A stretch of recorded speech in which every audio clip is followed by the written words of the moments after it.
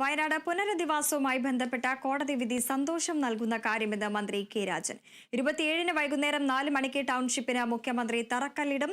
സ്ഥലം ഏറ്റെടുക്കലിലെ സർക്കാർ ഉത്തരവ് കോടതി അംഗീകരിച്ചുവെന്നും നടപടികളുമായി സർക്കാർ മുന്നോട്ടു പോവുകയാണെന്നും അദ്ദേഹം പറഞ്ഞു. പുനരധിവാസം 1 മിനിറ്റ് പോലും വൈകാതെ നടപ്പിലാക്കുമെന്നും അദ്ദേഹം കൂട്ടിച്ചേർത്തു. ഏറെ ആശ്വാസകരമായിട്ടുള്ള ഒന്നായി മാറിയിട്ടുണ്ട്. ആ സാഹചര്യത്തിൽ നമുക്ക് സന്തോഷകരമായിട്ടുള്ളൊരു കാര്യം നിങ്ങൾക്ക് എല്ലാവർക്കും അറിയാവുന്നതുപോലെ 27-ാം തീയതി വൈകുന്നേരം 4 മണിക്ക് തന്നെ ബഹുമാനപ്പെട്ട മുഖ്യമന്ത്രി ശ്രീ പിണറായി വിജയൻ അവിടെ ആരംഭിക്കാൻ പോകുന്ന എൽസ്റ്റോണിൽ ആരംഭിക്കാൻ പോകുന്ന ടൗൺഷിപ്പിന് ഔപചാരികമായിട്ടുള്ള തുടക്കം കുറിക്കും എന്നുള്ളതാണ്.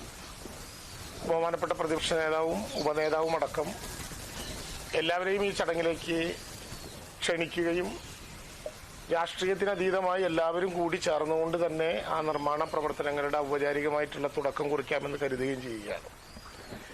ഇന്നലെ കോടതി വിധി സംബന്ധിച്ചിട്ടുള്ള വിശദാംശങ്ങൾ മാധ്യമങ്ങൾ പറഞ്ഞതുകൊണ്ട് കോടതി വിധി ഞാൻ വിശദീകരിക്കുന്നില്ല.